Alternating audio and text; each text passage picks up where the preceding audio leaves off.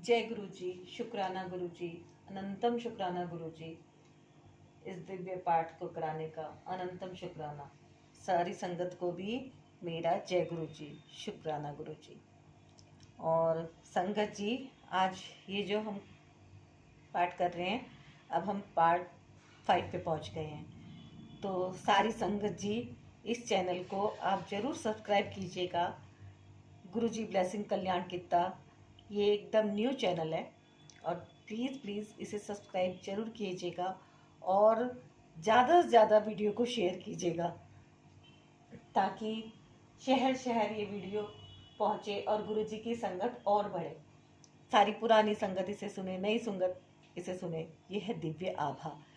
जिसने भी लिखा है इस बुक को, कई लोगों ने इसमें मेहनत करी है। जीतू भाई ने मेहनत करी है ना।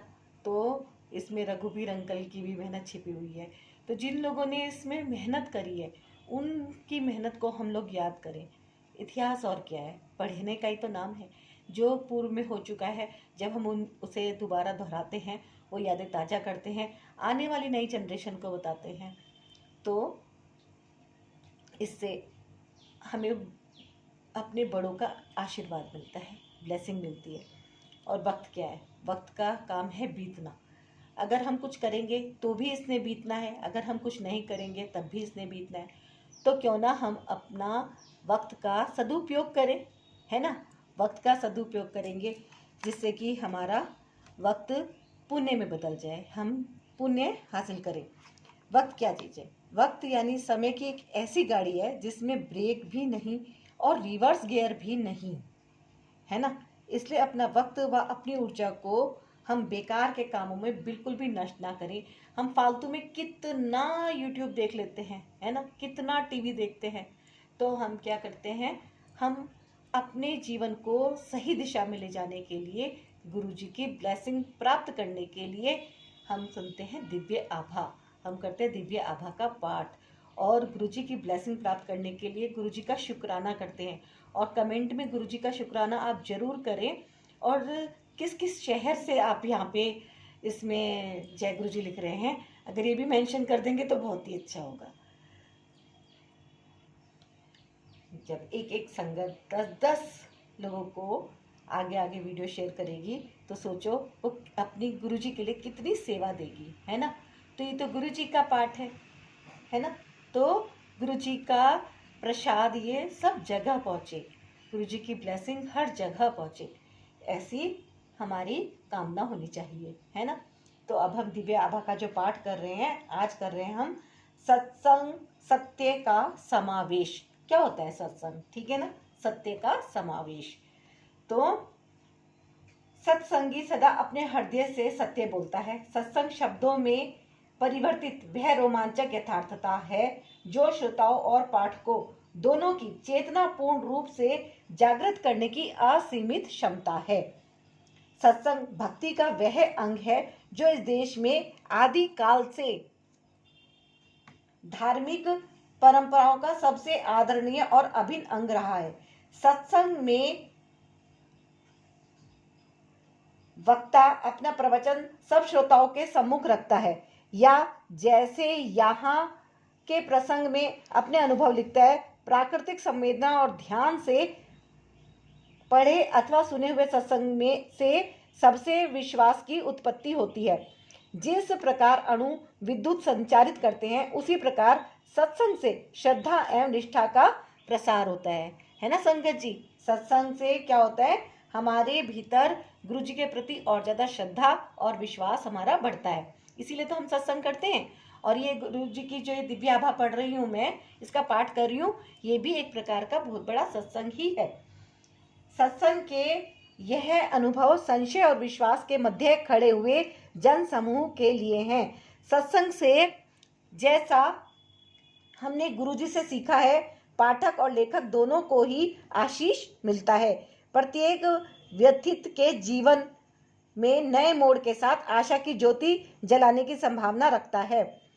हर खंड में एक अनोखा अनुबंध, प्रतिज्ञा एवं सत्य का संसार है। गुरु जी की उपस्थिति से हम उनकी छाया में हैं। उनके प्रकाश की तीव्रता के सम्मुख ब्रह्मांड के समस्त सूर्यों का सम्मिलित तेज भी धूमिल है। अनेक अवसरों पर प्रत्येक व्यक्ति अपनी अस्थिर शंका पर श्रद्धा के लिए खड्ग से संहार करता है। संशय और विश्वास दोनों परस्पर विरोधी हमारे चारों ओर व्याप्त वातावरण के स्थायी निवासी हैं। यहाँ पर हर सत्य प्रसंग दर्शाता है कि संशय के सागर में डूबी हुई आत्मा ने कैसे अपने स्वाभाविक रूप पर पुनः अपना अधिकार स्थापित किया। अविश्वास के अंधकार में लुप्त सत्य, श्रद्धा, भक्ति और आस्था का पुनर्जागरण होता है। इसी सच्चाई को हम गुरु जी से जानते हैं। औरों ने उन्हें अन्य अनेक नामों से भी पुकारा है, सब उतने ही प्रिय और प्रेममय हैं। यह सत्संग आपको जो संभवतः अभी भी सोच रहे हैं कि सत्य के भवसागर में छलांग लगाई जाए या नहीं, आगे बढ़ने की प्रेरणा देता है। आगे बढ़कर तेजी से कूद जाइए। प्रणव सदा आपके सदा हैं। यह कथाएं पूरे विश्व में फैले हुए अनगिनत भक्तों पर हुए चमत्कार है, परंतु चमत्कार क्या है? वह तो आत्मा से उत्पन्न हुआ सत्य है। आत्मा तो उस सत्य को सदा से पहचानती थी। इस भौतिक संसार की माया में वह डूब गई और उस सत्य से भक्त अनभिज्ञ हो गए। यह चमत्कारिक सत्य सर्वप्रथम प्रेम और आस्था का प्रतीक है।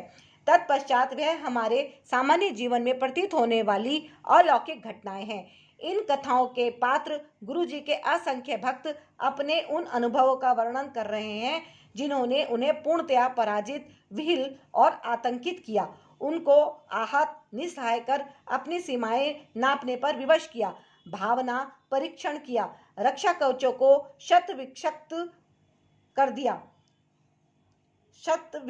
दिया, किंतु इसी से उन्हें शक्ति, साहस और चिरस्थायी आशा की प्राप्ति हुई है। वह सब उस असाधारण उत्कृष्ट दिव्य धारा में प्रवाहित होकर अपनी आपबीती व्यक्त कर रहे हैं। गुरु जी का आदेश प्रसारित करने वाले यह वृत्तांत ही हमारे वास्तविक मित्र हैं और उस आदेश का पालन करना नितांत आवश्यक है। इन सत्संगों में गुरु जी की ऊर्जा है।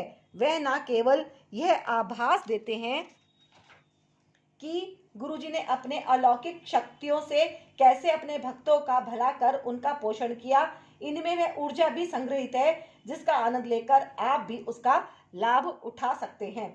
प्रत्येक सत्संग में अपने भक्तों के लिए गुरु जी के अपार स्नेह और वेदना के दर्शन होते हैं। अब समय आ गया है कि उनके भक्त उनके आदेशों का मन, वचन और कर्म, मनसा वाचा कर्मणा से पालन करें और उन्हें कभी भी ना भूलें। यह सत्संग कल्प वृक्ष की अगण्य पत्तियां हैं, प्रत्येक एक प्रेम गीत गाती हुई, श्रद्धा से परिपूर्ण। हर सत्संग में गुरुजी और उनके भक्त का परस्पर स्नेह प्रतिष्ठित है। आशा करते हैं कि यह अनुभव इन भक्त लेखकों की भांति आपके हृदय के तारों को भी हिलाकर मन में अति सुरमय, मधुर, दिव्य संगीत भर देगा। क्या अनहद जैसी मिठास अन्यत्र कहीं मिल सकती है? सही बात है। अनहद, अनहद, अनहद नाद। गुरुजी थोड़ा सा मैं बोल देती हूँ। अनहद का इसमें जिक्र आया है, गुरुजी की आज्ञा हो तो।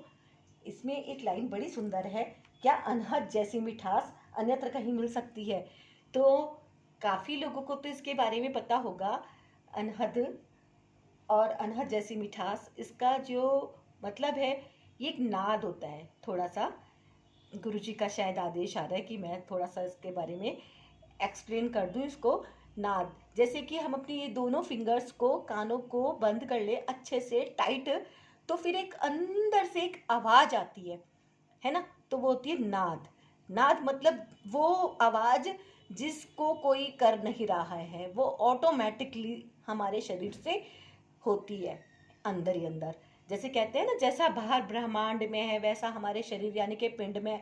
तो ब्रह्मांड में जैसे एक आवाज़ गूंजती है जिसको कोई नहीं बोलता, वो है एक ओंकार की आवाज़, ओम, वो वाली आवाज़। तो ये जो ऐसी आवाज़ है वो नाद की, वो हमारे अपने अंदर भी है। तो ये इसमें जो ये लाइन आई है, क्या अनहद जैसी मिठास अन्यत्र कहीं मिल सकती है? तो डेफिनेटली नहीं, क्योंकि अगर हम उसको दोनों कानों को अपना पूरा टाइट बंद कर ले और फिर हम उसको ध्यान लगा के सुने, तो वो जो मधुर ध्वनि होती है वास्तव में वो खो जाने वाली होती है। तो गुरुजी की शायद आदेश हुआ कि मैं इसको थोड़ा सा व्याख्या कर दूं, तो मैंने कर दिया। तो जैसे गुरुजी की इच्छा। जो गुरुजी कराते हैं वही ही इस दुनिया में होता है। मेरे साथ तो कम से कम वैसा ही होता है ना संगत जी। तो अभी मैंने इस पाठ को करा है, आगे ये जो है अभी आज पार्ट 5 समाप्त हुआ है। तो अभी अगर आपने पहले वाले पार्ट नहीं सुने हो तो प्लीज़ उनको भी ज़रूर सुनेगा, और सभी लोग इस दिव्य आभा को पूरा सुने, है ना। क्योंकि अभी बोला है ना, जैसे इस किताब में भी लिखा हुआ है कल्प वृक्ष, इस बुक को भी आप एक कल्प वृक्ष ही समझिए। इसमें गुरुजी की पूरी ऊर्जा समाहित है, गुरुजी के सत्संग इसमें समाहित हैं। तो वो जो जब आप सुनेंगे तो वो ऊर्जा जब बहेगी यहाँ से, तो पूरी ब्लेसिंग पाठ करने वाले को भी मिलेगी और पाठ सुनने वाले को भी मिलेगी।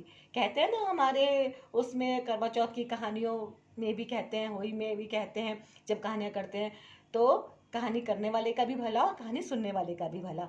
तो आज का जो ये समापन मैं करती हूँ, और गुरुजी ब्लेसिंग कल्याण कित्ता चैनल, इस चैनल को आप ज़रूर सब्सक्राइब कीजिएगा संगत जी, और सभी लोग इस वीडियो को ज़्यादा से ज़्यादा शेयर कीजिएगा, वीडियो को लाइक कीजिएगा, और कमेंट में गुरुजी, जय गुरुजी, शुक्राना गुरुजी ज़रूर लिखिएगा।